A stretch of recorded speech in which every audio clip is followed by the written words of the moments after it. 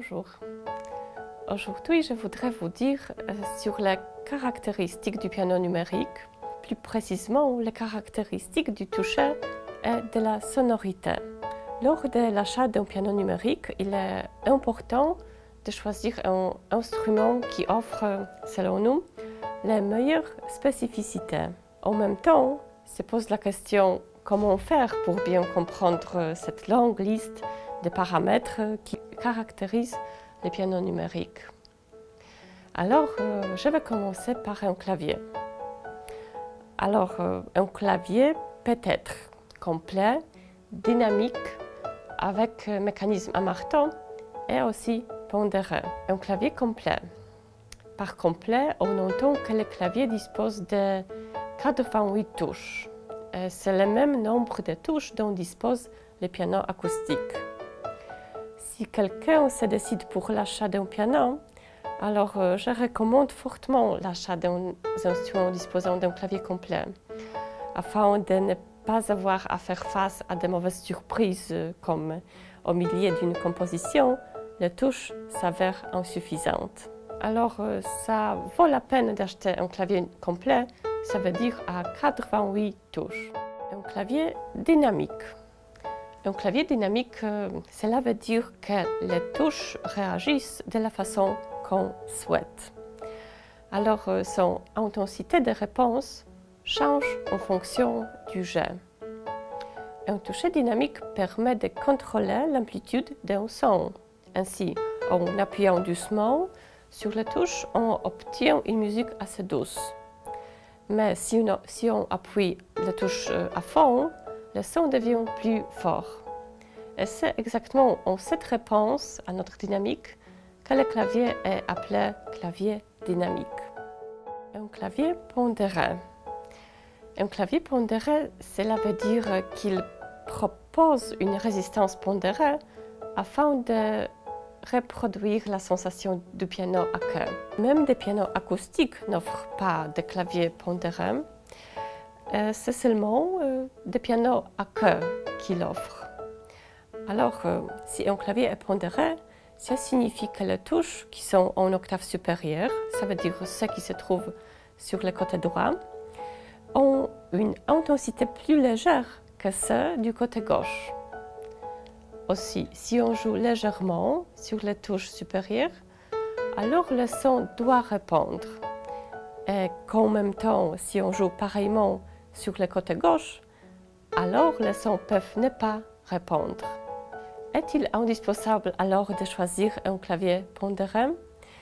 Je dirais que cela dépend. Ça dépend aussi de notre niveau du jeu. Pour certains pianistes, cet élément très important en regard de sa similitude avec le piano à queue. Mais dans les premières années d'apprentissage, je dirais que je ne pense pas qu'il est nécessaire. Alors, je voudrais vous dire quel clavier choisir si on achète un piano numérique.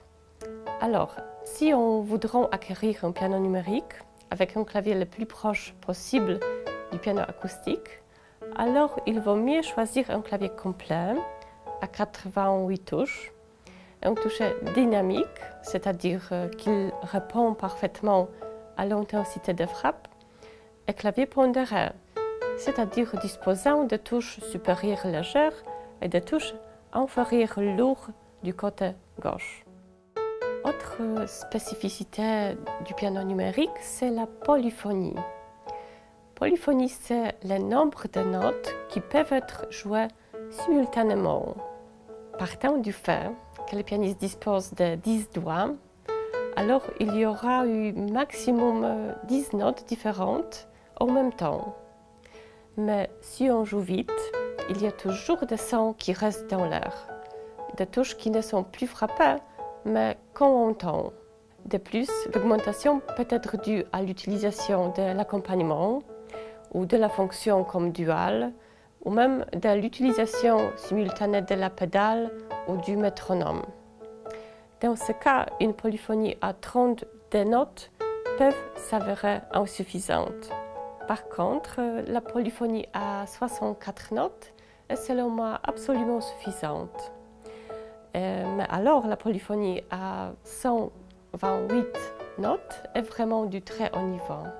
Comme ça, vous pouvez être sûr que tous les sons seront émis exactement comme vous les jouez. Une caractéristique suivante des pianos numériques, c'est le nombre de sonorités. Parmi les caractéristiques, on peut trouver aussi une liste de voix. Et c'est exactement une liste de sonorités. Il s'agit de combien d'autres différents instruments, le nombre d'autres sonorités, peuvent être joués par le piano en question. À titre d'exemple, quand il y a 5 sonorités, généralement il y en a plus, il peut y avoir par exemple des pianos, 2 violons et une guitare. Et cela veut dire que le piano a la possibilité de produire 5 voix, alors 5 sonorités. Généralement, il en existe beaucoup plus. Souvent, c'est 128 sonorités, qui sont appelées les sonorités GM, General MIDI. Même pour le seul piano, il existe parfois quelques sonorités différentes des pianos ou quelques sonorités différentes des orgues ou de la guitare. Il s'agit alors d'un bon échantillonnage. Ça veut dire que la qualité d'échantillonnage est très importante. Par exemple, le piano El Piano offre un échantillonnage de voix grand piano basé sur les échantillons du piano de concert Steinway.